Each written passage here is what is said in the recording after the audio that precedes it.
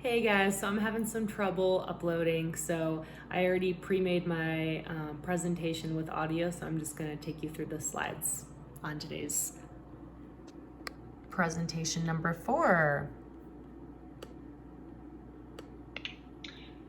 Hi everyone, my name is Nina Derschlag, and for today's PowerPoint and presentation 4, I will be talking about generating acetyl coenzyme A from pyruvate.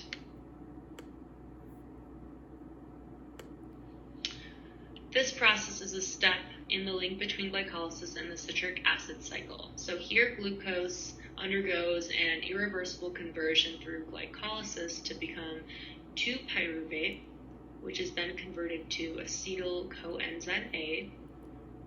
There are basically 3 within this process that will break down further. The first being decarboxylation, then oxidation, and then formation of acetyl coenzyme A.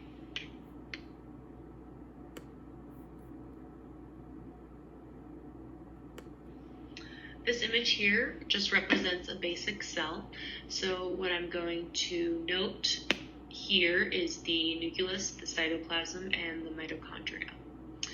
Glycolysis is going to take place in the cytoplasm, while the citric acid cycle takes place within the mitochondria. So in the middle of the mitochondria is the matrix. So the center, which is protected by layered membranes, which are folded on top of one another. So ultimately, we want to get our enzymes into the matrix of the mitochondria so that cellular respiration can be complete.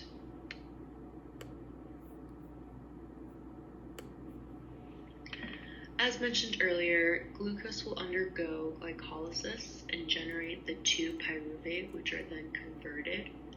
So each pyruvate has 3 carbon molecules, and when the pyruvate loses a carbon molecule, what we're going to have left is just the acetyl, which just has the 2 carbons. So every time a carbon is lost, it is lost as CO2.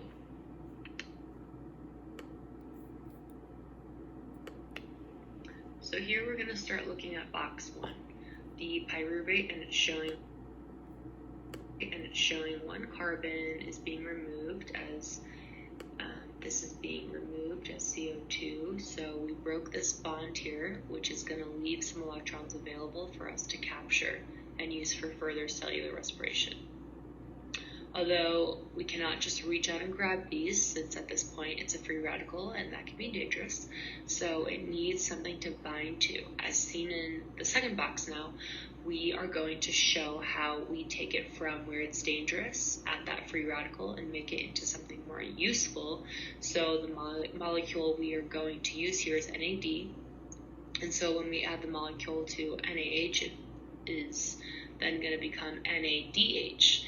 And so in the third box here, we can use a acetyl group being transferred to a coenzyme A, resulting in acetyl coenzyme A.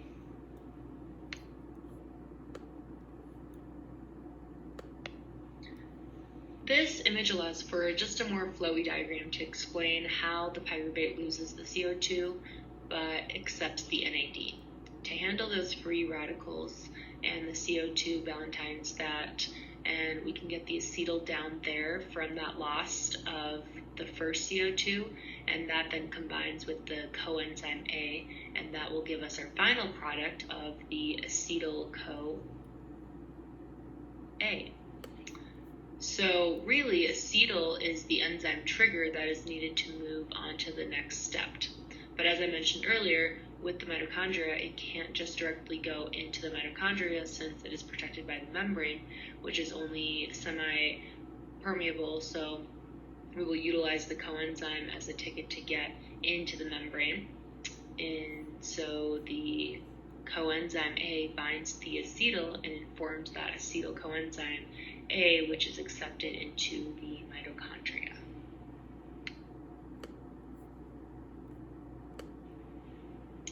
Now that it's converted, it can travel through both layers and carry on to the matrix. At that point, when it's in the matrix, the coenzyme A can just leave because it's no longer needed. So it leaves just the acetyl behind, and that is where the citric acid cycle is able to then start.